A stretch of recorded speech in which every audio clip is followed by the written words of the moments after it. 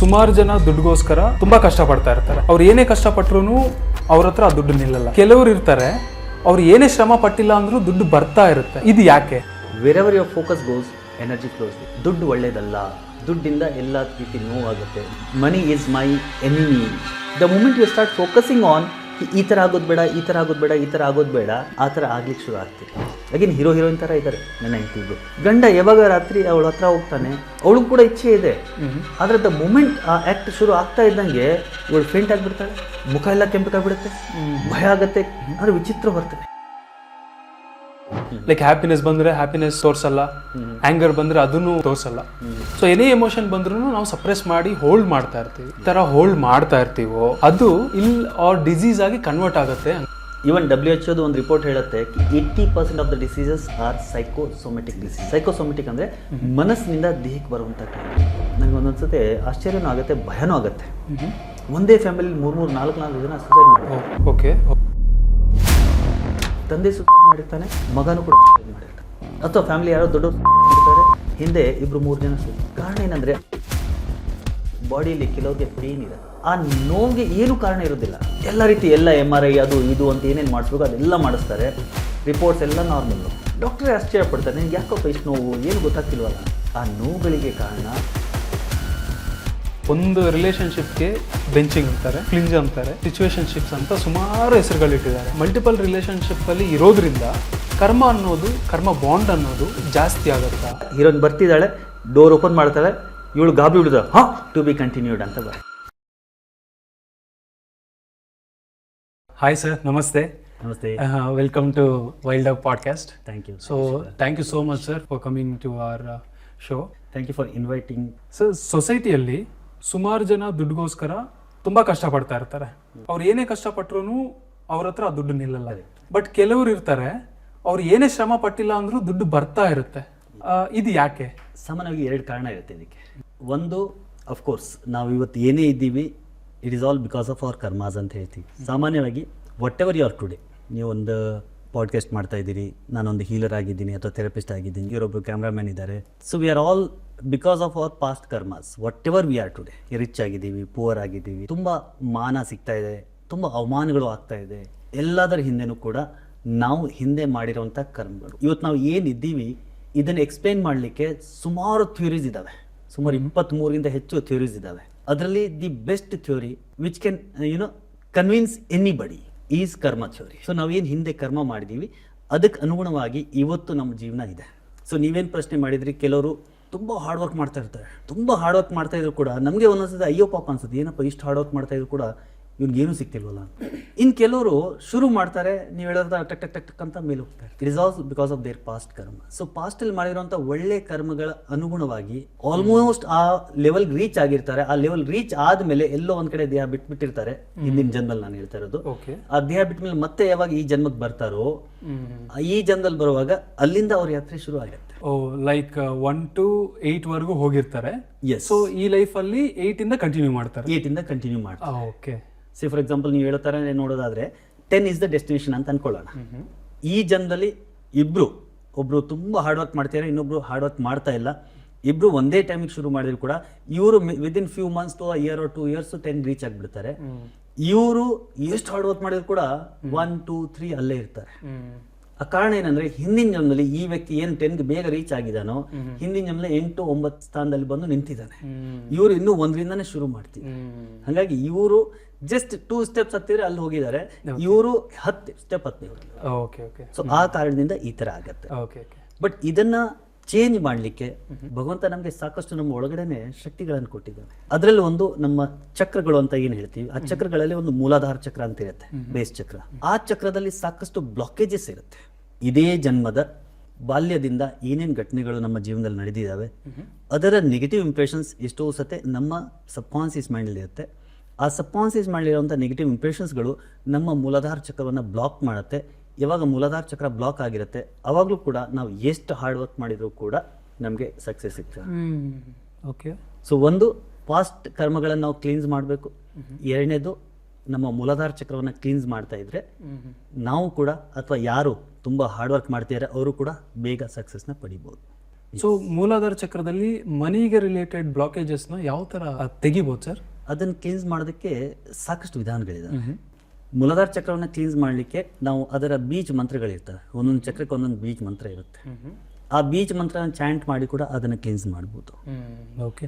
ಜೊತೆಗೆ ಅದಕ್ಕೆ ಸಂಬಂಧಪಟ್ಟ ಕೆಲವೊಂದು ಕ್ರಿಸ್ಟಲ್ಸ್ಗಳನ್ನು ಯೂಸ್ ಮಾಡ್ಬೋದು, ಕೆಲವೊಂದು ಎಕ್ಸಸೈಸ್ಗಳನ್ನು, ಕೆಲವೊಂದು ಈವನ್ ಯೋಗ ಆಸನಾಸ್ಗಳನ್ನು ಮಾಡಿ ಕೂಡ ಆ ಮೂಲಾಧಾರ ಚಕ್ರವನ್ನು ನಾವು ಕ್ಲೀನ್ಸ್ ಮಾಡ್ಬೋದು. So how can we attract money? Money attract ಮಾಡಲಿಕ್ಕೆ ಫಸ್ಟು ಅಗೇನ್ 2 ಸ್ಟೆಪ್ಸ್ ಇದೆ. ಒಂದು, ಮನಿ ರಿಲೇಟೆಡ್ ಸಾಕಷ್ಟು ಬ್ಲಾಕೇಜಸ್ ನಮ್ಮ ಸಬ್ ಕಾನ್ಸಿಯಸ್ ಮೇಲೆ ತುಂಬ್ಕೊಂಡ್ಬಿಟ್ಟಿರ್ತೀವಿ. ಲೈಕ್ ಆ ಬ್ಲಾಕೇಜಸ್ಗಳನ್ನು ಕ್ಲಿಯರ್ ಮಾಡಬೇಕು. ಎಕ್ಸಾಂಪಲ್ಗೆ ಎಷ್ಟೋ ಸತಿ ಮನಿ ಬಗ್ಗೆ ನಮಗೆ ಸಾಕಷ್ಟು ಮಿಸ್ಕನ್ಸೆಪ್ಷನ್ಸ್ಗಳನ್ನು ನಮ್ಮ ಹಿರಿಯರು ನಮ್ಮ ಬಾಲ್ಯದಲ್ಲಿ ನಮ್ಮ ಸಬ್ ಕಾನ್ಸಿಯಸ್ ಮೇಲೆ ತುಂಬ್ಕೊಂಡ್ಬಿಟ್ಟಿರ್ತಾರೆ.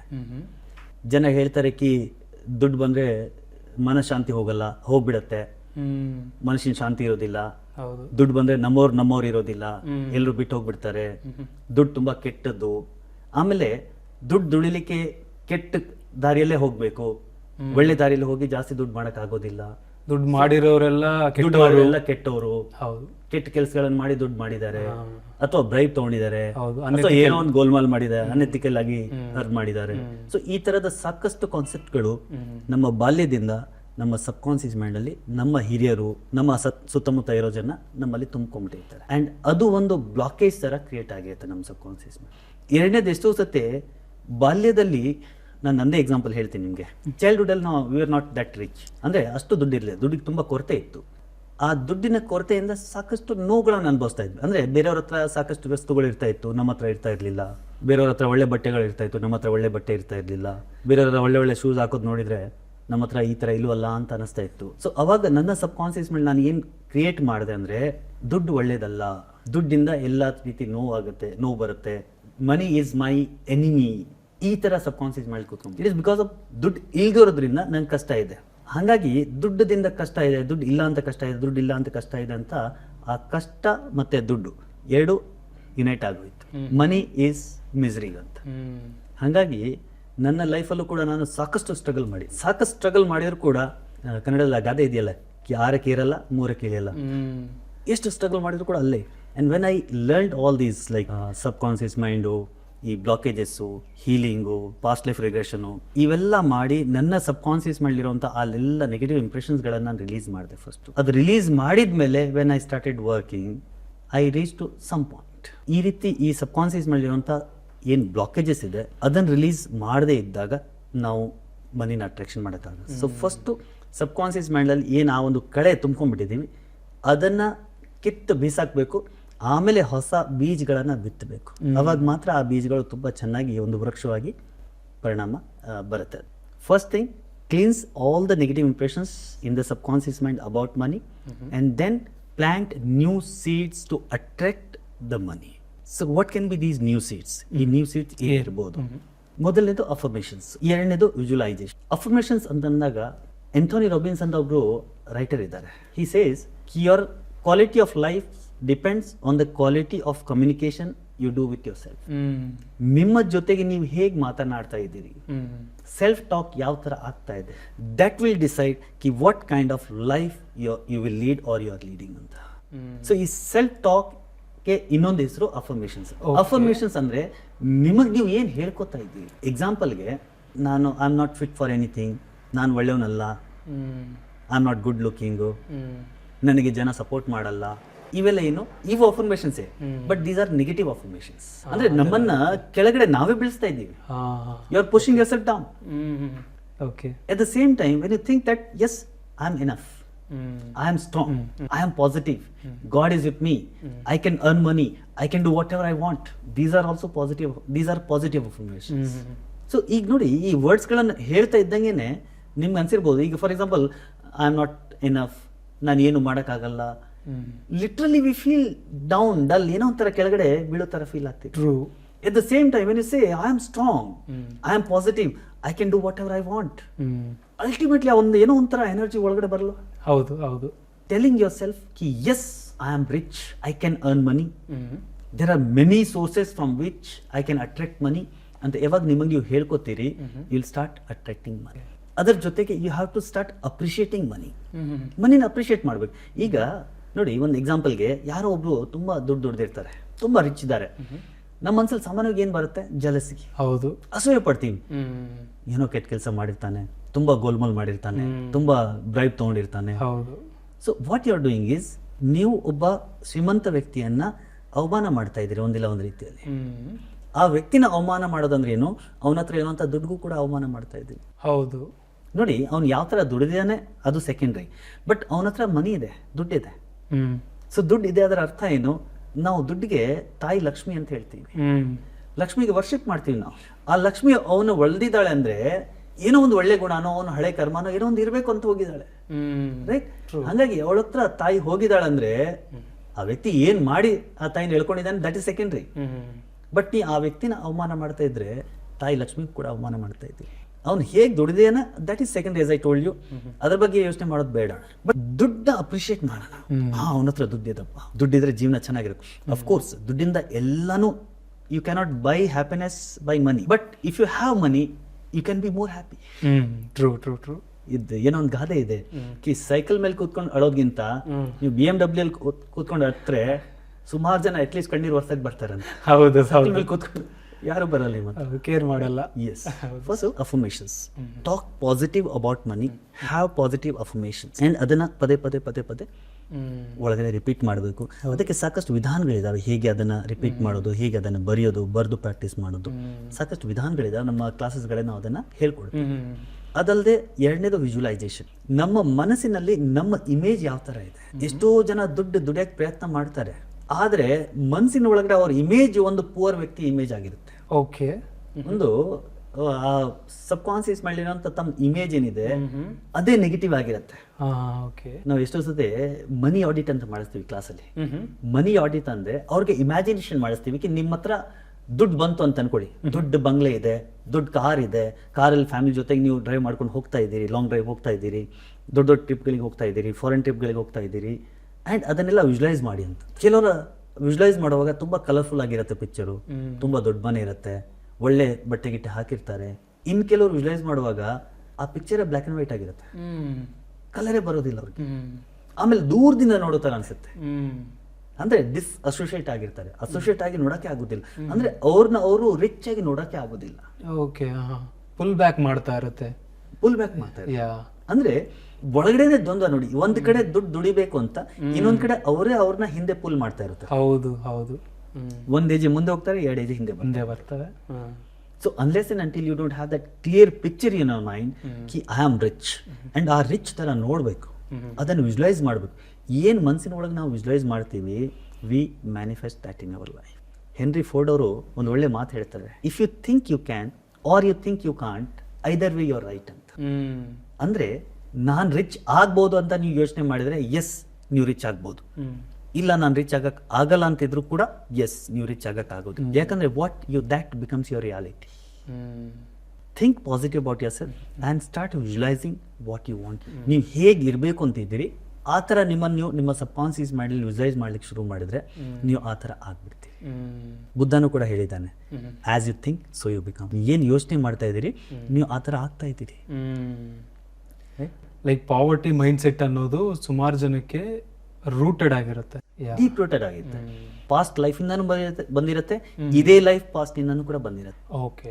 ಸೊ ಆ ಸಬ್ ಕಾನ್ಸಿಯಸ್ ಮೈಂಡ್ ಪ್ರೋಗ್ರಾಮಿಂಗ್ ನಾನು ಹೇಳಿದ್ದಲ್ಲ, ಚೈಲ್ಡ್ಹುಡ್ ಇಂದಾನು ಕೂಡ ಆ ಮನಿ ಬಗ್ಗೆ ಸಾಕಷ್ಟು ನೆಗೆಟಿವ್ ಅಫರ್ಮೇಷನ್ಸ್ ಗಳನ್ನ ಹಾಕಿ ಹಾಕಿ ಹಾಕಿ money is bad, money should not come to me, ಈ ತರ ಎಲ್ಲ ಅನ್ನೋಯಿಂಗ್ಲಿ ನಾವು ಕ್ರಿಯೇಟ್ ಮಾಡ್ಬಿಟ್ಟು. ಮನಿ ಈಸಿಯಾಗಿ ಬರಲ್ಲ, ಮನಿ ಈಸಿಯಾಗಿ ಬರಲ್ಲ, ತುಂಬಾ ಕಷ್ಟ ಪಡ್ಬೇಕು.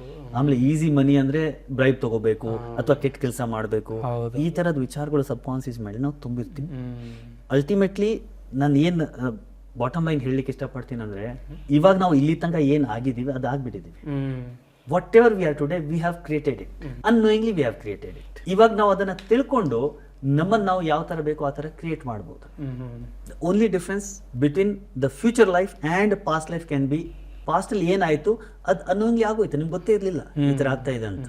ಬಟ್ ಇವಾಗ ಅದನ್ನ ತಿಳ್ಕೊಂಡು ಆದ್ಮೇಲೆ ಈ ಹ್ಯೂಮನ್ ಬ್ರೈನ್ ಇದೆಯಲ್ಲ, it is self programmable brain. Human brain ಮಾತ್ರ ಸೆಲ್ಫ್ ಪ್ರೋಗ್ರಾಮೇಬಲ್ ಇದೆ. ಬೇರೆ ಎಲ್ಲ ಪ್ರಾಣಿಗಳ ಪಕ್ಷಿಗಳ ಬ್ರೈನ್ ಏನಿದೆ ಇಟ್ ಈಸ್ ಪ್ರೀ ಪ್ರೋಗ್ರಾಮ್. ಅದ್ರಲ್ಲಿ ಏನ್ ಪ್ರೋಗ್ರಾಮ್ ಭಗವಂತ ಸೆಟ್ ಮಾಡಿ ಕಳ್ಸಿದಾನೋ ಆ ಥರನದ್ದಾಗೈತೆ. ಅದನ್ನು ಚೇಂಜ್ ಮಾಡೋಕ್ಕಾಗೋದಿಲ್ಲ. It is just like old Nokia phone. Okay, ಅದ್ರಲ್ಲಿ ಒಳಗಡೆ ಏನು ಪ್ರೋಗ್ರಾಮ್ ಇದೆ ಅಷ್ಟು ಮಾತ್ರ ನಡೆಯುತ್ತೆ, ಪ್ರೀ ಬಿಲ್ಡ್. ಅದ್ರ ಒಳಗಡೆ ಹೊಸ ಸಾಫ್ಟ್ವೇರ್ಗಳನ್ನು ಹಾಕಕ್ಕಾಗಲ್ಲ. ಹ್ಯೂಮನ್ ಬ್ರೈನ್ ಮಾತ್ರ ಇದೆಯಲ್ಲ, this is like a smartphone. Okay, pre built ಏನು ಒಂದು ಸಾಫ್ಟ್ವೇರ್ ಇದೆ, ಅದರ ಜೊತೆಗೆ ಹೊಸ ಸಾಫ್ಟ್ವೇರ್ ನೀವು ಏನು ಹಾಕ್ಬೇಕು ಅಂತಿದ್ದೀರೋ ಆ ಎಲ್ಲ ಸಾಫ್ಟ್ವೇರ್ಗಳನ್ನ ನೀವು ನಿಮ್ಮ ಹೊಸ ಸ್ಮಾರ್ಟ್ ಫೋನಲ್ಲಿ ಹಾಕ್ಬೋದು ಅಲ್ವಾ. ಅದೇ ತರ ನಮ್ಮ ಬ್ರೈನಲ್ಲೂ ಕೂಡ ಏನ್ ಬೇಕೋ, ಯಾವ ತರ ಬೇಕೋ ಆ ತರ ಹೊಸ ಸಾಫ್ಟ್ವೇರ್ಗಳನ್ನು ಹಾಕಿ ಇದನ್ನ ನಾವು ರೀಪ್ರೋಗ್ರಾಮ್ ಮಾಡಬಹುದು. ಅದಕ್ಕೆ ಸಾಕಷ್ಟು ಟೆಕ್ನಿಕ್ಗಳಿದಾವೆ. ಆ ಟೆಕ್ನಿಕ್ಗಳಲ್ಲೇ ಮೈಂಡ್ ರೀಪ್ರೋಗ್ರಾಮಿಂಗು, NLP ಟೆಕ್ನಿಕ್ಸು, ಮತ್ತೆ ಈ ತರದ ಸಾಕಷ್ಟು ಟೆಕ್ನಿಕ್ಗಳಿದಾವೆ.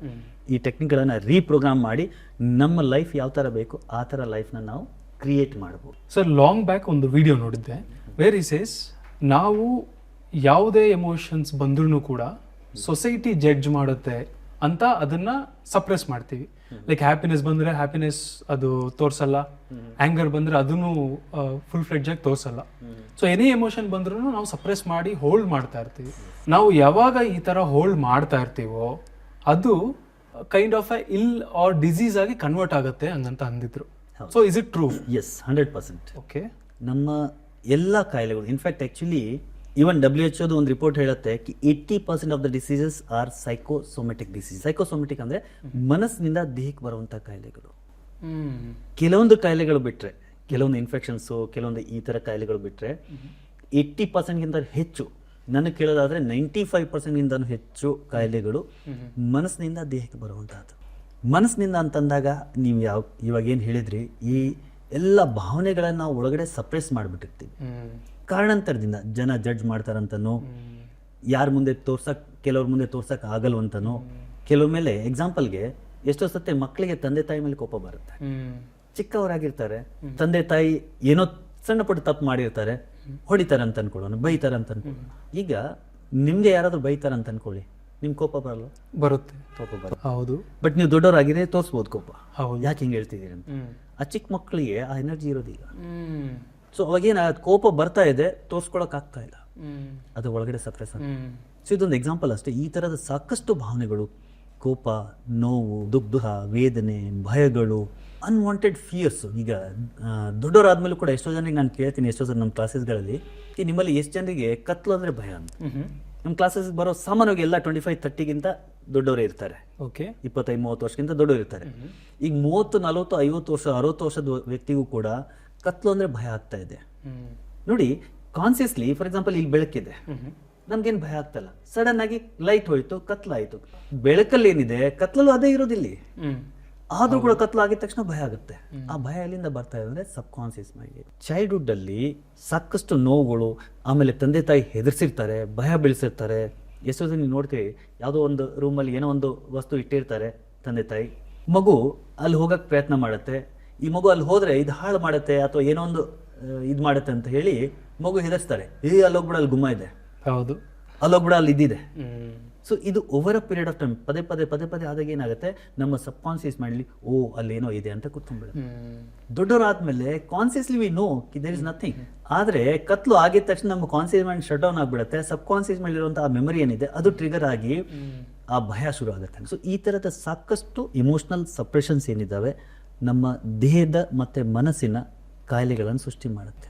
ಎಕ್ಸಾಂಪಲ್ಗೆ ಬಾಡಿಯಲ್ಲಿ ಕೆಲವ್ರಿಗೆ ಪೇನ್ ಇರುತ್ತೆ, ಆ ನೋವಿಗೆ ಏನು ಕಾರಣ ಇರೋದಿಲ್ಲ. ಡಾಕ್ಟರ್ ಹತ್ರ ಹೋಗ್ತಾರೆ, ಎಲ್ಲ ರೀತಿ ಚೆಕಪ್ ಮಾಡಿಸ್ತಾರೆ, ಎಲ್ಲ ರೀತಿ ಎಲ್ಲ MRI ಅದು ಇದು ಅಂತ ಏನೇನು ಮಾಡಿಸ್ಬೇಕು ಅದೆಲ್ಲ ಮಾಡಿಸ್ತಾರೆ, ರಿಪೋರ್ಟ್ಸ್ ಎಲ್ಲ ನಾರ್ಮಲ್ಲು. ಡಾಕ್ಟ್ರೇ ಆಶ್ಚರ್ಯ ಪಡ್ತಾರೆ, ನಿನ್ಗೆ ಯಾಕಪ್ಪ ಇಷ್ಟು ನೋವು, ಏನು ಗೊತ್ತಾಗ್ತಿಲ್ವಲ್ಲ ಅಂತ. ಆ ನೋವುಗಳಿಗೆ ಕಾರಣ ಚೈಲ್ಡ್ಹುಡ್ ಇಂದ ತುಂಬಿರುವಂತ ಗಿಲ್ಟ್ ಫೀಲಿಂಗ್ ಇರುತ್ತೆ. ನಾನು ಹಿಂಗೆ ಮಾಡಬಾರ್ದಿತ್ತು, ನಾನು ಯಾಕೆ ಹಿಂಗೆ ಮಾಡಿದೆ. ಎಷ್ಟೊತ್ತಾಗಿ ಈ ತಂದೆ ತಾಯಿ, ಟೀಚರ್ಸ್, ನೀನ್ ಇಷ್ಟು ಒಳ್ಳೆ ಹುಡುಗ, ನೀನ್ ಹಿಂಗೆ ಮಾಡ್ಬೋದಾ, ನೀನ್ ಯಾಕೆ ಹಿಂಗೆ ಮಾಡಿದೆ.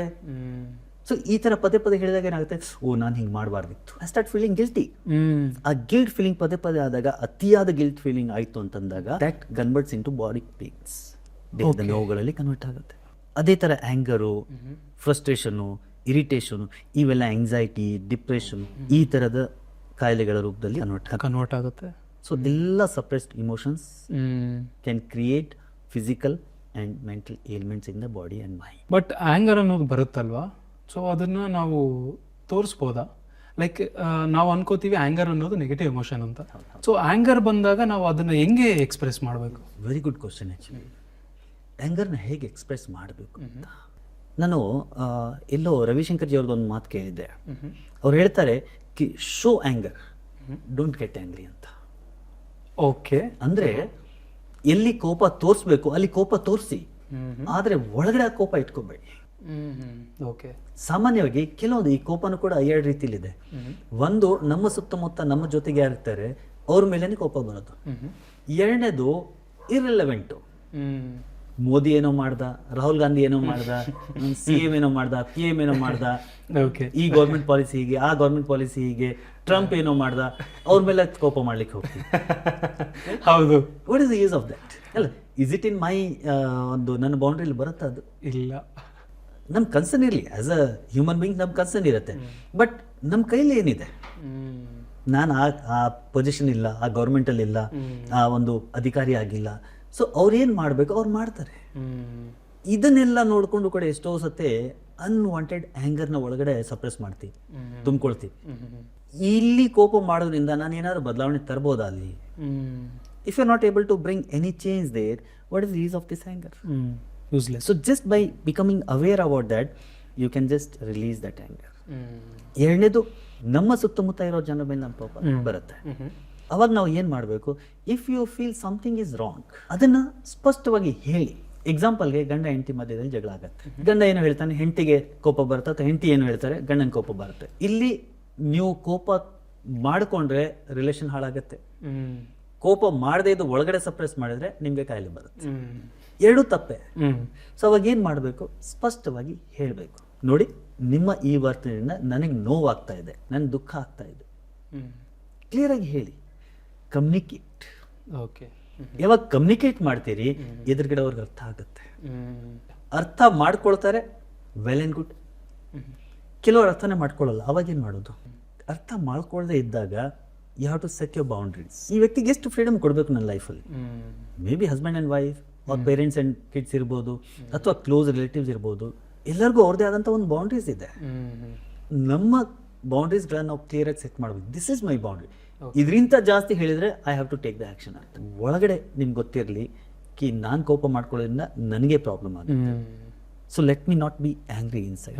ಒಳಗಡೆ ಶಾಂತವಾಗಿದ್ದು ಹೊರಗಡೆ ತೋರಿಸ್ಕೊಡಿ. ಇದಕ್ಕೂ ಕೂಡ ಸಾಕಷ್ಟು ಟೆಕ್ನಿಕ್ಗಳನ್ನು ಅಗೇನ್ ನಮ್ಮ ಕ್ಲಾಸಸ್ಗಳಲ್ಲಿ ಹೇಳ್ಕೊಳ್ತೀವಿ. How you can be free from others negativity. ನಮ್ಮ ಸುತ್ತಮುತ್ತ ಇರುವಂಥ ಜನರ ನೆಗೆಟಿವಿಟಿಯಿಂದ ನಿಮ್ಮನ್ನು ನೀವು ಹೇಗೆ ಕಾಪಾಡ್ಕೊಳ್ಬೋದು, ಅದಕ್ಕೆ ಒಂದು ಬಬಲ್ ಟೆಕ್ನಿಕ್ ಅಂತ ಹೇಳ್ಕೊಡ್ತೀವಿ.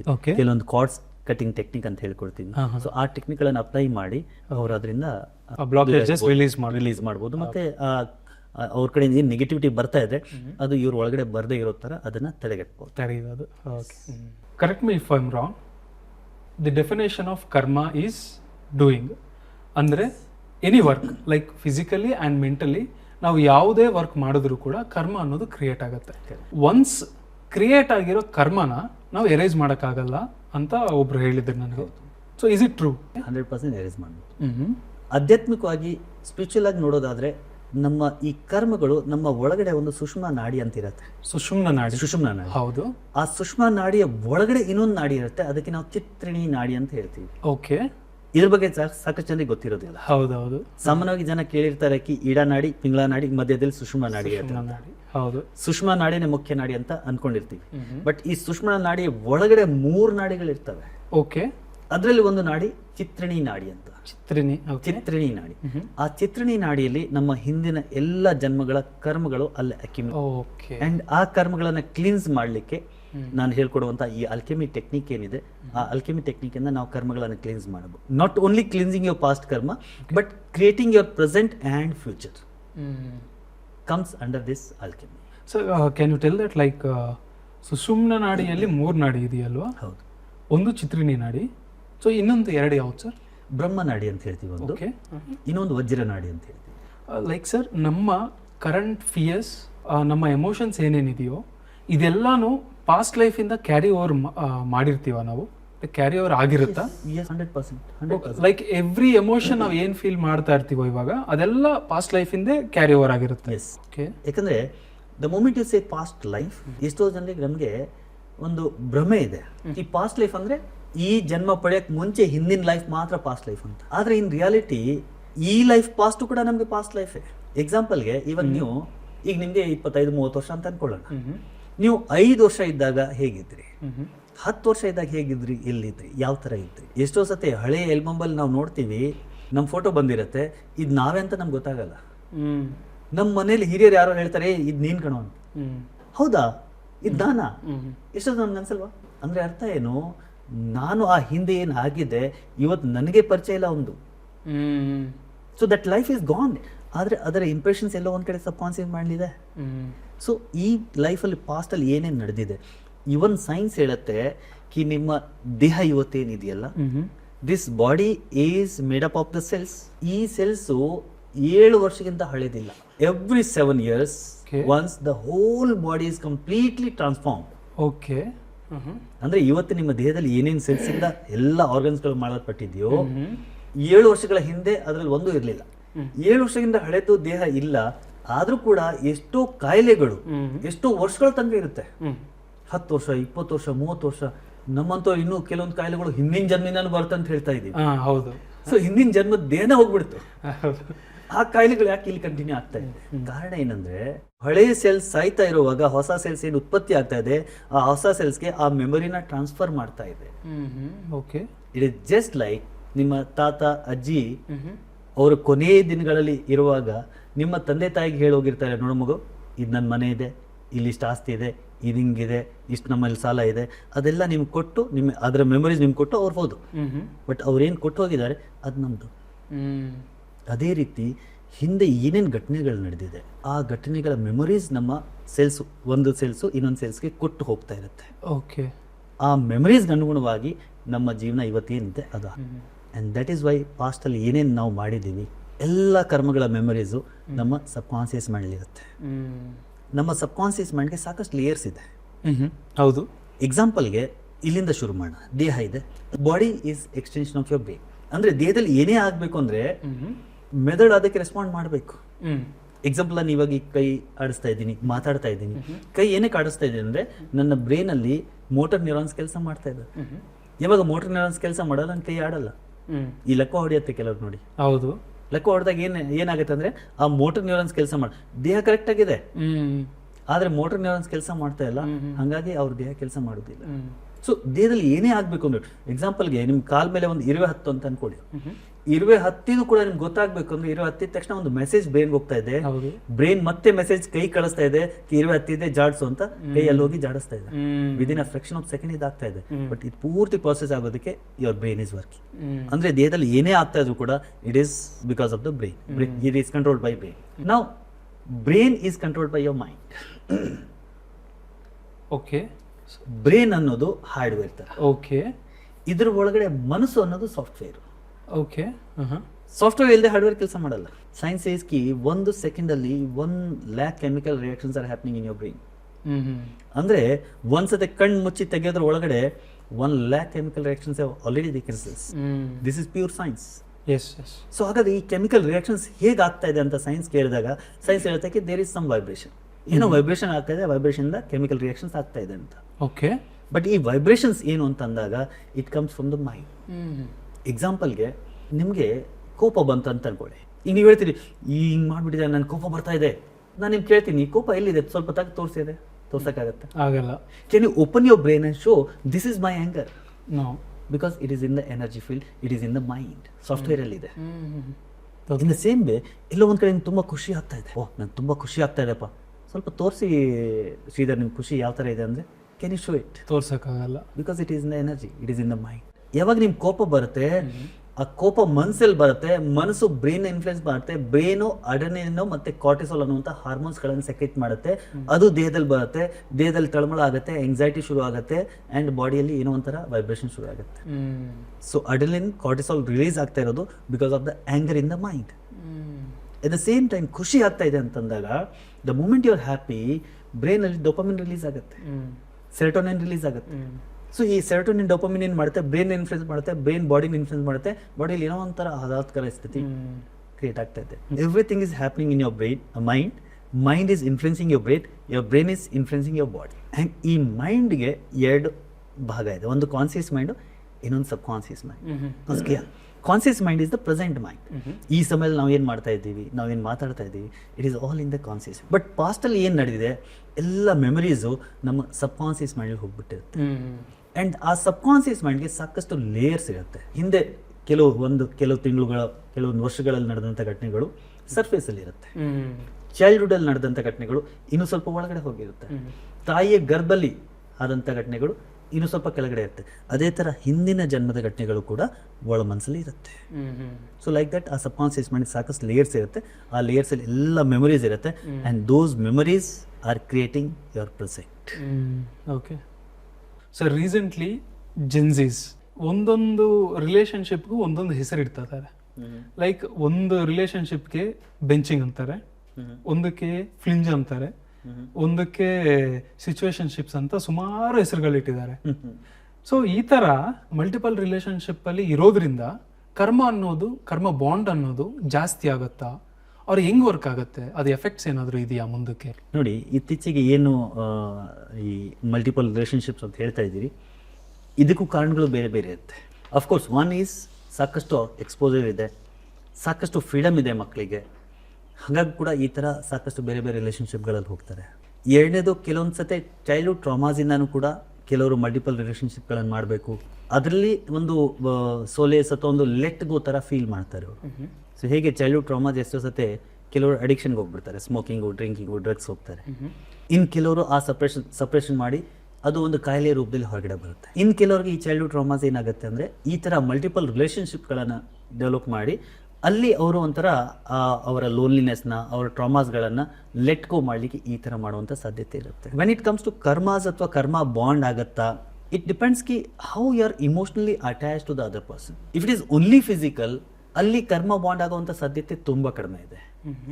Because your body is only 2% of what you are. In fact the whole physical world ಏನು ನಮ್ಗೆ ಕಾಣ್ತಿದೆ ಕಣ್ಣಿಗೆ, it is only 2% of the reality.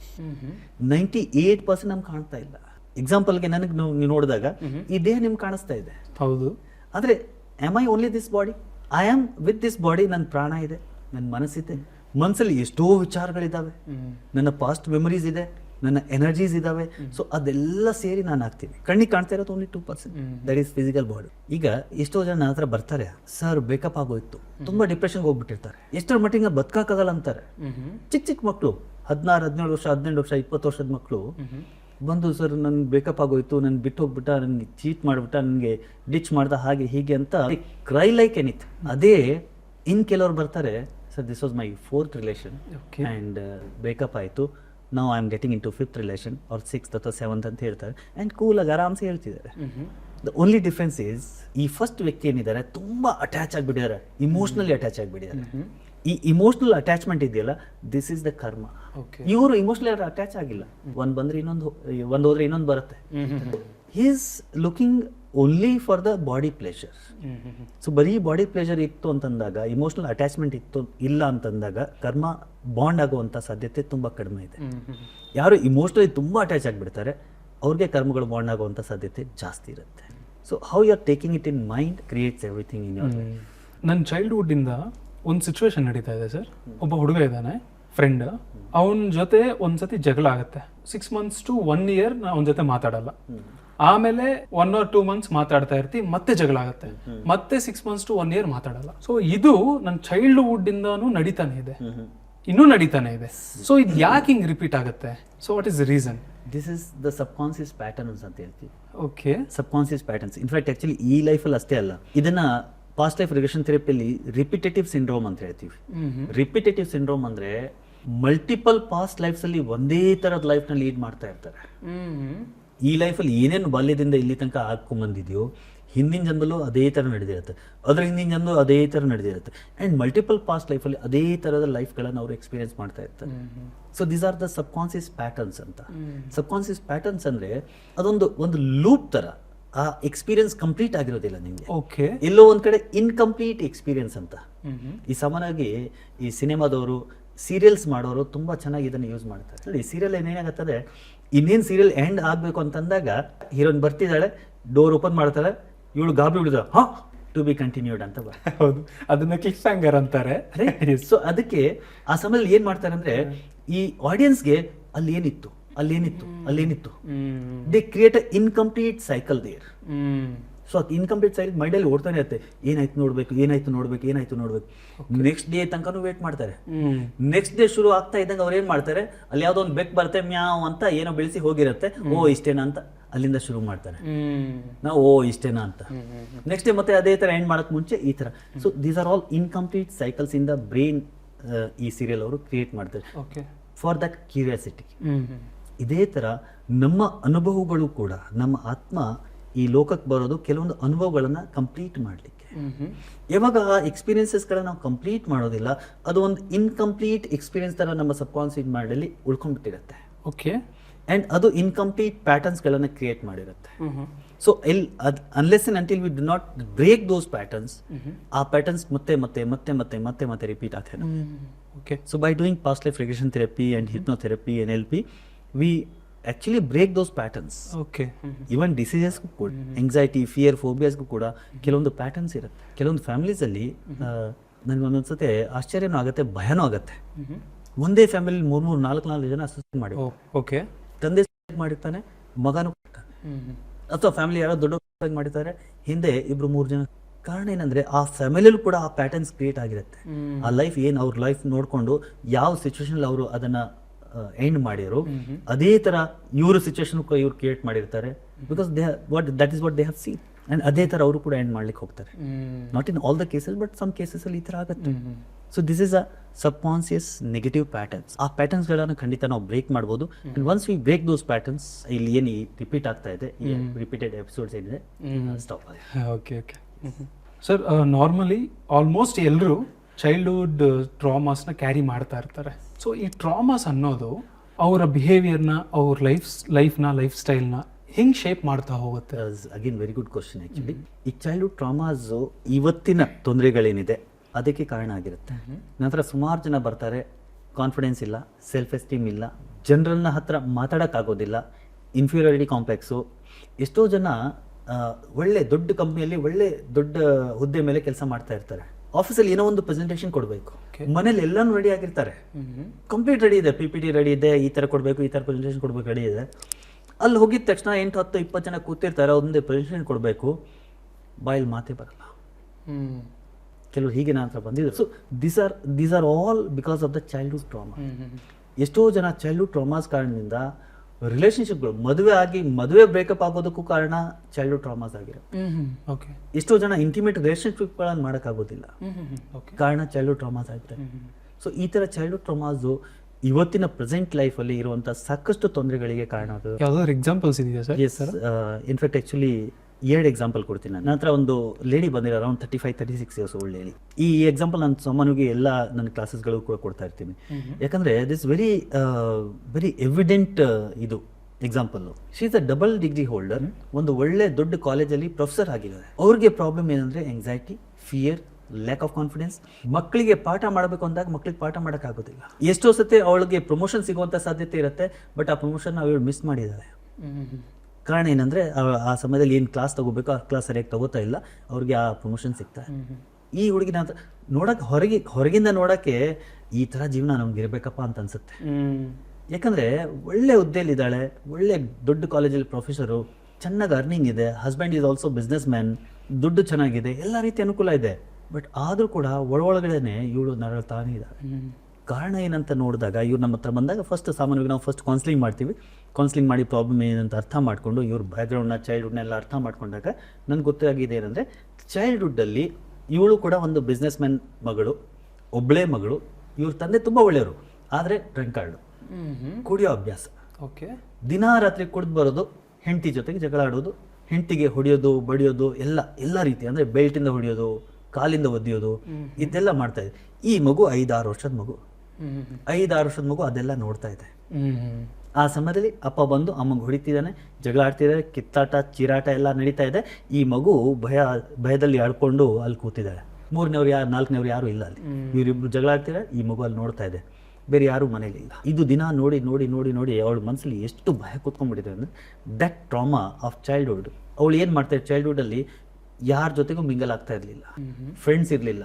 The only way to let these go in the childhood was studies. So ಹಂಗಾಗಿ studies ಕಡೆ ಪೂರ್ತಿ focus ಮಾಡಿ ಚೆನ್ನಾಗಿ ಓದಿದ್ದು, ಡಬಲ್ ಡಿಗ್ರಿ ತೊಗೊಂಡು ಎಲ್ಲ ರ್ಯಾಂಕ್ ಸ್ಟೂಡೆಂಟು, ಯಾವಾಗಲೂ ಸಪ್ರೆಸ್ಟು, ಯಾವಾಗಲೂ ಒಂಥರ ಡಲ್ ಆಗಿರೋದು. ಇವಾಗಲೂ ಕೂಡ ಅದೇ ಕಂಟಿನ್ಯೂ ಆಗಿದೆ. ಓಕೆ. ಸೊ ಈ ಚೈಲ್ಡ್ಹುಡ್ ಟ್ರಾಮಾಸು ಅವ್ಳ ಸಬ್ಕಾನ್ಷಿಯಸ್ ಮೇಲೆ ಕೂತ್ಕೊಂಡು ಇವಾಗ ಅವ್ರಿಗೆ ಆ anxiety, depression, lack of confidence, lack of self esteem, ಜನರು ನೋಡಿರೋ ಭಯ ಆಗೋದು. ಸೊ ಅವ್ರಿಗೆ ಕೆಲವೊಂದು ಸೆಷನ್ಸ್ ಮಾಡಿ ಅದೆಲ್ಲ ರಿಲೀಸ್ ಮಾಡಿದ ಮೇಲೆ she was completely all right. Okay. ಇದೇ ಥರ ಇನ್ನೊಂದು ಎಕ್ಸಾಂಪಲ್, ಅಗೇನ್ ಒಂದು ಬಿಸ್ನೆಸ್ ಮ್ಯಾನ್ ವೈಫು, ಮದುವೆ ಆಗಿದೆ, ಎಲ್ಲ ಚೆನ್ನಾಗಿದೆ, ಅಗೇನ್ ಹೀರೋಯಿನ್ ಥರ ಇದ್ದಾರೆ ಗಂಡ ಹೆಂಡತಿ ಇಬ್ರು. ಓಕೆ. ಎವ್ರಿಥಿಂಗ್ ಈಸ್ ಫೈನ್, ಏನು ತೊಂದರೆ ಇಲ್ಲ. The only problem is intimate relationship. ಗಂಡ ಯಾವಾಗ ರಾತ್ರಿ ಅವಳ ಹತ್ರ ಹೋಗ್ತಾನೆ, ಅವಳು ಕೂಡ ಇಚ್ಛೆ ಇದೆ, ಆದ್ರೆ ದ ಮೂಮೆಂಟ್ ಆ ಆಕ್ಟ್ ಶುರು ಆಗ್ತಾ ಇದ್ದಂಗೆ ಇವಳು ಫೇಂಟ್ ಆಗ್ಬಿಡ್ತಾಳೆ, ಮುಖ ಎಲ್ಲ ಕೆಂಪಗಾಗ್ಬಿಡುತ್ತೆ, ಭಯ ಆಗತ್ತೆ, ಕಣ್ಣೆಲ್ಲ ಕೆಂಪಿಗೆ, ಅಂದ್ರೆ ವಿಚಿತ್ರ ಬರ್ತದೆ. They are not able to have that intimate relationship. ದಾಂಪತ್ಯ ಜೀವನ ಮಾಡ್ತಾ ಇಲ್ಲ. ಅವ್ರಿಗೇನೋ ಕೆಲವರು ಭೂತ ಪ್ರೇತ ಇದು ಅದು ಅಂತ ಏನೋ ಹೇಳಿದ್ದಾರೆ, ಈ ದೇವಸ್ಥಾನಕ್ಕೆ ಹೋಗಿ ಆ ದೇವಸ್ಥಾನಕ್ಕೆ ಹೋಗಿ ಎಲ್ಲ ಕಡೆ ಹೋಗಿದ್ದಾರೆ, nothing worked. Problem same continue ಆಗ್ತದೆ. ಅವ್ರ ನನ್ನ ಹತ್ರ ಬಂದಾಗ ನನಗೆ ಗೊತ್ತಾಗಿದ್ದೇನೆಂದರೆ, we did the age regression. ಅವ್ರಿಗೆ ಚೈಲ್ಡ್ಹುಡ್ಡಲ್ಲಿ she was around 7 or 8 years ಅಂತ. ಆ ಸಮಯದಲ್ಲಿ ಅವರ ಮಾಮ ಅಂದರೆ ಅಮ್ಮನ ತಮ್ಮ ಮನೆಗೆ ಬಂದಿದ್ದ, ಏನೋ ಕೊಡಿಸ್ತೀನಿ ಅಂತ ಹೇಳಿ ಕರ್ಕೊಂಡು ಹೋಗಿದ್ದಾನೆ, ಯಾರೋ ಇಲ್ದಿರೋಂಥ ಜಾಗದಲ್ಲಿ ಅವಳಿಗೆ ಮಾಡಿದ್ದಾನೆ. ಓಕೆ. ಮಾಡಿದಷ್ಟೇ ಅಲ್ಲ, ಮಾಡಿ ಆದಮೇಲೆ ಅವಳಿಗೆ ಹೆದರ್ಸಿದ್ದಾನೆ, ಈ ವಿಷಯದ ಬಗ್ಗೆ ಯಾರಿಗೂ ಹೇಳ್ಬೇಡ, ಹೇಳಿದ್ರೆ ನಿನ್ ಸಾಯಿಸ್ಬಿಡ್ತೀನಿ, ಅಮ್ಮಂಗೆ ಸಾಯಿಸ್ಬಿಡ್ತೀನಿ, ಅಪ್ಪಂಗೆ ಸಾಯಿಸ್ಬಿಡ್ತೀನಿ ಅಂತ. ಈ ಚಿಕ್ಕ ಮಗು ಆ ಭಯ, ಆ ನೋವು ತಗೊಂಡು ಮನೆಗೆ ಹೋಗಿದ್ದಾಳೆ. ಅಲ್ಲಿ ತನಕ ತುಂಬಾ ಖುಷಿಯಾಗಿ ಜಾಲಿಯಾಗಿದ್ದಂತ ಹುಡುಗಿ ಸುಮಾರು ದಿನ ಆದ್ರೆ ಕಾಯಿಲೆ, ಜ್ವರ, ಯಾರ ಹತ್ರ ಮಾತಾಡ್ತಿಲ್ಲ, ಸತ್ತಾಗ್ತಿದ್ದಾಳೆ. ಮನೇಲಿ ಎಲ್ರಿಗೂ ಚಿಂತೆ, ಏನಾಗಿದೆ. ಅವಳು ಯಾರಿಗೂ ಹೇಳ್ತಾ ಇಲ್ಲ, ಯಾಕಂದ್ರೆ ಭಯ, ಹೇಳಿದ್ರೆ ಎಲ್ಲಿ ಸಾಯಿಸ್ಬಿಡ್ತಾರೆ ಅಂತ. ಆತರ ಹೇಳ್ಬಿಟ್ಟಿದ್ದಾನೆ ಅವನು. ಕೊನೆಯದಾಗಿ ಒಂದಿನ ಅಮ್ಮಂಗೆ ಸುಮಾರು ತಿಂಗಳುಗಳು ಆದ್ಮೇಲೆ ಅಮ್ಮ ಒಂದ್ಸತಿ ಕೇಳಿದಾಳೆ, ಮಗಳು ಏನಾಯ್ತು ನಿಂಗೆ, ಹೇಳು, ಭಯ ಆಗ್ಬೇಡ ಅಂತ. ಇವಳು ಭಯ ಬಿದ್ಕೊಂಡು ಆ ಘಟನೆ ಬಗ್ಗೆ ಅಮ್ಮಂಗೆ ಹೇಳಿದಾಳೆ. ಅಮ್ಮ ಭಯ ಬೀಳ್ತಾನೆ, ಅಮ್ಮ ಯಾರಿಗೂ ಹೇಳ್ಬೇಡ, ಮಾಮಂಗೆ ಹೇಳ್ಬೇಡ, ನಮ್ಗೆ ಸಾಯಿಸ್ಬಿಡ್ತಾನೆ, ಹಾಗೆ ಹೀಗೆ. ಅಮ್ಮ ಅವಳನ್ನ ತಕ್ಕೊಂಡು, ಚಿಂತೆ ಮಾಡಬೇಡ ಮಗಳೇ, ನಾನು ಇದ್ದೀನಿ ನಿನ್ನ ಜೊತೆಗೆ ಅಂತ ಹೇಳಿ. ಆದ್ರೆ ಅಮ್ಮ ಏನ್ ಮಾಡಿದ್ಲು, ಅವಳಿಗೆ ಅಷ್ಟಕ್ಕೆ ಇಟ್ಕೊಂಡು. ಕಾರಣ ಏನಂದ್ರೆ, ಜನರಿಗೆ ಗೊತ್ತಾದ್ರೆ ಜನ ಏನ್ ಅನ್ಕೋತಾರೆ, ನಮ್ಮ ಮನೆದು ಮಾನ ಮರ್ಯಾದೆ ಎಲ್ಲ ಹೋಗ. ಹಂಗಾಗಿ ಆ ಮಗುನ ಪ್ರೊಟೆಕ್ಟ್ ಮಾಡಿದ್ಲು. ಅಂದ್ರೆ ಅವಳು ತಮ್ಮ ಮತ್ತೆ ಮನೆಗೆ ಬರದೇ ಇರೋ ತರ ನೋಡ್ಕೊಂಡ್ಲು, ಆದ್ರೆ ಬೇರೆ ಯಾವುದೇ ರೀತಿ ಆಕ್ಷನ್ ತಗೊಂಡಿಲ್ಲ. ಆ ಭಯ ಅವಳು ಸಬ್ಕಾನ್ಸಿಯಸ್ ಮೇಲೆ ಎಷ್ಟರ ಮಟ್ಟಿಗೆ ಕೂತ್ಕೊಂಡಿದೆ ಅಂತಾರೆ. ಇವಾಗ್ಲೂ ಕೂಡ ಆ ಗಂಡ ಮದುವೆ ಆಗಿ ಗಂಡ ಹತ್ರ ಬರ್ತಾ ಇದ್ದಂಗೆ ಆ ಮೆಮರಿ ಏನಿದೆ ಸಬ್ಕಾನ್ಸಿಯಸ್ ಮಾಡಿ, ಆ ಮೆಮರಿ ಟ್ರಿಗರ್ ಆಗ್ತಾ ಇದೆ. ಆ ಮೆಮರಿ ಟ್ರಿಗರ್ ಆಗ್ತಾ ಇದ್ದಂಗೆ ಆ ಸಿಚುವೇಶನ್ಗೆ ಹೋಗ್ತಾ ಇದ್ದಾಳೆ ಅವಳು. ಅದೇ ತರ ಭಯ, ಅದೇ ತರ ಹೆಡ್ಡಿಗೆ ಕಣ್ಣಾಗೋದು, ಏನೋ ಎಲ್ಲ ಭಯ ಸೃಷ್ಟಿ ಇದಾಗ್ತಿದೆ. ಅದರಿಂದ ಇವಾಗ ಸೊ ಆ ಚೈಲ್ಡ್ಹುಡ್ ಟ್ರಾಮಾಸ್ ಏನಿತ್ತು ಅದರ ಇಂಪ್ರೆಷನ್ ಸಬ್ಕಾನ್ಸಿಯಸ್ ಮಾಡಿ ನಾವಾಗ ರಿಲೀಸ್ ಮಾಡಿದ್ವಿ ಬೈ ಮಲ್ಟಿಪಲ್ ಸೆಷನ್ಸ್ ತಗೊಂಡು ಅದು ರಿಲೀಸ್ ಮಾಡಿದ್ಮೇಲೆ they are all good now. And ಇವಾಗ ಅವ್ರ ಒಂದು ಮಗುನು ಕೂಡ ಇದೆ. ಆ ಮಗು ಕೂಡ I think it's been 4-5 years. ಒಂದು 4-5 ವರ್ಷದ ಮಗು ಆಗಿದೆ. ಸೊ ಎಷ್ಟೋ ಸತಿ ಈ ತರ ಚೈಲ್ಡ್ಹುಡ್ ಟ್ರಾಮಾಸು ಇವಾಗ ಸಾಕಷ್ಟು ಪ್ರಾಬ್ಲಮ್ಗಳನ್ನು ಕ್ರಿಯೇಟ್ ಮಾಡಿರುವಂಥ ಸಾಧ್ಯತೆ ಇರುತ್ತೆ. And unless and until we do not address those childhood traumas, ಇವಾಗ ಇರುವಂಥ ಪ್ರಾಬ್ಲಮ್ಗಳನ್ನು especially failures, lack of confidence, lack of self esteem, ಬೇಡದಿರುವಂಥ ಭಯಗಳು, ಸುಮ್ಮನೆ ದುಃಖ ಆಗೋದು, ಏನೋ ಒಂಥರ ನೋವು, ಲೋನ್ಲಿನೆಸ್ ಫೀಲಿಂಗು, ಇವೆಲ್ಲವೂ ಕೂಡ ಎಷ್ಟೋ ಸತಿ ಚೈಲ್ಡ್ಹುಡ್ ಟ್ರಾಮಾಸ್ ಇಂದ ಬಂದಿರುವಂಥ ಸಾಧ್ಯತೆ ಇದೆ. ಸಮ್ಟೈಮ್ಸ್ ನಾವು ಕೆಲವ್ರನ್ನ ನೋಡ್ತಾ ಇರ್ತೀವಿ, ಸೊ ಅವ್ರ ಬಿಹೇವಿಯರ್ ನಮ್ಗೆ ಇಷ್ಟ ಆಗ್ತಾ ಇರಲ್ಲ. Like few times mother and father ಅವ್ರ ಬಿಹೇವಿಯರು ಇಷ್ಟ ಆಗ್ತಾ ಇರಲ್ಲ. ಸೊ ಆ ರೀತಿ ನಾವು ಆಗಬಾರ್ದು ಅಂತ ಇರ್ತೀವಿ, ಬಟ್ ಅವ್ರ ಬಿಹೇವಿಯರ್ಸೇ ನಮ್ಗೆ ಬಂದ್ಬಿಟ್ಟಿರುತ್ತೆ. ಸೊ ಇದು ಏನಕ್ಕೆ ಬರುತ್ತೆ? So why is that? Paul Jung ಅವರು ಒಂದು ತುಂಬ ಒಳ್ಳೆ ಮಾತು ಹೇಳಿದ್ದಾರೆ, what you resist you persist. ತಂದೆ ತಾಯಿ ಬಿಹೇವಿಯರ್ ನಮ್ಗೆ ಎಷ್ಟೋ ಸತಿ ಇಷ್ಟ ಇರೋದಿಲ್ಲ. ಫಾರ್ ಎಕ್ಸಾಂಪಲ್, ತಂದೆ ತುಂಬ ಹೊಡಿತಾ ಇರ್ತಾರೆ. ಸೊ ನಾವೇನು ಯೋಚನೆ ಮಾಡ್ತೀವಿ, ನನ್ನ ಮಕ್ಳಿಗೆ ನಾನು ಈ ಥರ ಹೊಡಿಬಾರ್ದು, ನನ್ನ ಮಕ್ಳಿಗೆ ನಾನು ಈ ಥರ ಹೊಡಿಬಾರ್ದು, ನನ್ನ ಮಕ್ಳಿಗೆ ನಾನು ಈ ಥರ ಹೊಡಿಬಾರ್ದು. ಪದೇ ಪದೇ ಈ ಥರ ಹೇಳುವಾಗ ನಿಮ್ಮ ಸಬ್ಕಾನ್ಸಿಯಸ್ ಮೈಂಡ್ ಒಂದು ಕೋಡ್ ಲ್ಯಾಂಗ್ವೇಜ್ ಥರ ಅದನ್ನು ತಗೊಳತ್ತೆ. ಯಾವಾಗ ನೀವು ತಂದೆ ಆಗ್ತೀರಿ, ಮಗು ಇರುತ್ತೆ, ಮಗು ಯಾವುದೋ ಒಂದು ಮಿಸ್ಚೀವಿಯಸ್ ಥಿಂಗ್ ಮಾಡ್ತು ಅಂತಂದಾಗ ತಂದೆ ನಿಮ್ಗೆ ಹೇಗೆ ಹೊಡಿತಾ ಇದ್ರು ಹಾಗೆ ನೀವು ಹೊಡೆದ್ಬಿಡ್ತೀವಿ. ಹೊಡೆದ್ಮೇಲೆ ರಿಯಲೈಸ್ ಆಗುತ್ತೆ, ನಾನು ಯಾಕೆ ಈ ಥರ ಮಾಡಿದೆ ಅಂತ. ಆಮೇಲೆ ಗಿಲ್ಟ್ ಫೀಲಿಂಗ್ ಸಿಕ್ಕಾಕೋತೀರಿ. ಕಂಟಿನ್ಯೂಸ್ ಆಗಿ ಅದನ್ನು ನೋಡ್ತಾ ಅದು ನಮ್ಮ ಸಬ್ಕಾನ್ಸಿಯಸ್ ಮೈಂಡ್ ಪ್ರೋಗ್ರಾಮಿಂಗ್ ಆಗಿಬಿಟ್ಟಿರುತ್ತೆ. We get influenced by that behaviour. And ಆ ಬಿಹೇವಿಯರ್ ನಮ್ಮ ಸಬ್ಕಾನ್ಸಿಯಸ್ ಮೈಂಡ್ ಒಂದು ಪ್ಯಾಟರ್ನ್ ಕ್ರಿಯೇಟ್ ಮಾಡಿ. ಸೊ ನೀವು ಆ ಥರ ಆಗಬಾರ್ದು ಅಂದರೆ ನಾನು ಆ ಥರ ಆಗಬಾರ್ದು ಅಂತ ಅಂದ್ಕೋಬಾರ್ದು. ಓಕೆ, ಅದರ ಅಪೋಸಿಟ್ ನೀವು ಯಾವ ಥರ ಆಗಬೇಕು ಅಂತ. ಅಗೇನ್ ಇದೇ ಎಕ್ಸಾಂಪಲ್ ತಗೊಳ್ಳೋದಾದ್ರೆ, ತಂದೆ ನಿಮ್ಗೆ ಹೊಡಿತಾ ಇದ್ರು, ಸೊ ನಾನು ನನ್ನ ಮಕ್ಕಳಿಗೆ ಹೊಡಿಬಾರ್ದು ಅಂದರೆ ಏನು ಬೇಕು, ಏನು ಮಾಡಬೇಕು? ನಾನು ನನ್ನ ಮಕ್ಕಳಿಗೆ ಕೇರ್ ಮಾಡಬೇಕು, ನನ್ನ ಮಕ್ಕಳಿಗೆ ಪ್ರೀತಿ ಮಾಡಬೇಕು. So you have to start feeling and start seeing yourself that I will love my kids, I will love my kids, I will be with my kids. ನಾನು ಮಕ್ಕಳ ಜೊತೆಗೆ ಇರ್ತೀನಿ, ಅವ್ರು ಕೇರ್ ಮಾಡ್ತೀನಿ, ಅವ್ರಿಗೆ ಅರ್ಥ ಮಾಡ್ಕೋತೀನಿ. ಯಾವಾಗ ನೀವು ಆ ಥರ ಅಂದ್ಕೊಳ್ಳಿಕ್ಕೆ ಶುರು ಮಾಡ್ತೀರಿ, ಅದೇ ಥರ ನೀವು ಆಗ್ತೀರಿ. ಸೊ ನಿಮ್ಗೆ ಏನು ಬೇಡ ಅದ್ರ ಬಗ್ಗೆ ಯೋಚನೆ ಮಾಡೋದು ಬೇಡ. ಓಕೆ, ಏನು ಬೇಕು ಅದ್ರ ಬಗ್ಗೆ ಯೋಚನೆ ಮಾಡಬೇಕು. Wherever your focus goes, energy flows there. True. ನಿಮ್ಮ ಫೋಕಸ್ ಎಲ್ಲಿ ಹೋಗ್ತಾ ಇದೆ, ಅಲ್ಲಿ ಎನರ್ಜಿ ಫ್ಲೋ ಆಗ್ತಾ ಇದೆ. The moment you start focusing on ಈ ಥರ ಆಗೋದು ಬೇಡ, ಈ ಥರ ಆಗೋದು ಬೇಡ, ಈ ಥರ ಆಗೋದು ಬೇಡ, ನಿಮ್ಮ ಎನರ್ಜಿ ಪೂರ್ತಿ ಅಲ್ಲೇ ಫ್ಲೋ ಆಗ್ತಾ ಇದೆ, ಅದೇ ನೀವು ಕಲ್ಟಿವೇಟ್ ಮಾಡ್ಕೋತಾ ಇದ್ದೀರಿ. The moment you change the focus, ನಾನು ಈ ಥರ ಆಗಬೇಕು ಅಂತ, ಸೊ ಯಾವ ಥರ ಆಗಬೇಕು ಅಂತ ಆ ಕಡೆ ಫೋಕಸ್ ಮಾಡ್ತೀರಿ, ಆ ಥರ ಆಗ್ಲಿಕ್ಕೆ ಶುರು ಆಗ್ತೀರಿ. ನಿಮ್ಮ ಸಬ್ಕಾನ್ಸಿಯಸ್ ಮೇಲೆ ಆ ಥರ ಪ್ರೋಗ್ರಾಮ್ ಆಗ್ತಾ ಲೈಕ್ ಎಲ್ಲರೂ ಹೆಂಗ್ ಅನ್ಕೋತಾರಂದ್ರೆ ಈ ಪ್ರಾಬ್ಲಮ್ ನನಗೆ ಬರಬಾರ್ದು, ಇದು ನನಗೆ ಬರಬಾರ್ದು, ಈ ಹೆಲ್ತ್ ಇಶ್ಯೂಸ್ ನನಗೆ ಬರಬಾರ್ದು ಅನ್ಕೋತಾರೆ. ಸೊ ಅದೇ ಮ್ಯಾನಿಫೆಸ್ಟ್ ಆಗುತ್ತೆ. ಅದೇ ಮ್ಯಾನಿಫೆಸ್ಟ್ ಆಗುತ್ತೆ. ಏನು ಬರಬಾರ್ದು ಅದ್ರ ಬಗ್ಗೆ ಯೋಚನೆ ಮಾಡೋದೇ ಬೇಡ. ಅದ್ರ ಅಪೋಸಿಟ್ ಏನು ಬೇಕು, ಹೆಲ್ತ್ ಇಶ್ಯೂಸ್ ಬರಬಾರ್ದು ಅಂದ್ರೆ ಬೇಕಾಗಿರೋದೇನು, ಆರೋಗ್ಯ ಬೇಕು. I am healthy. ಅವಾಗ ನಾವು ಅಫರ್ಮೇಷನ್ಸ್ ಬಗ್ಗೆ ಮಾತಾಡಿದ್ವಲ್ಲ, ಹೌದು, this is one of the affirmations. I am healthy. To feel your healthy, will become healthy. ನನಗೆ ಬಡತನ ಬೇಡ, ನನಗೆ ಬಡತನ ಬೇಕಾಗಿರೋದೇನು, ಶ್ರೀಮಂತಿಕೆ ಬೇಕು. ಹೌದು. I want to be rich, I am rich, I will become rich, I want to earn money. So ನಿಮ್ಗೆ ಏನು ಬೇಡ ಅದ್ರ ಬಗ್ಗೆ ಆಲೋಚನೆ ಮಾಡೋದು ಬೇಡ, ಅದರ ಅಪೋಸಿಟ್ ನಿಮ್ಗೆ ಏನು ಬೇಕು ಅದನ್ನು ಥಿಂಕ್ ಮಾಡ್ಲಿಕ್ಕೆ ಶುರು ಮಾಡಿ, and you start attracting that thing in your life.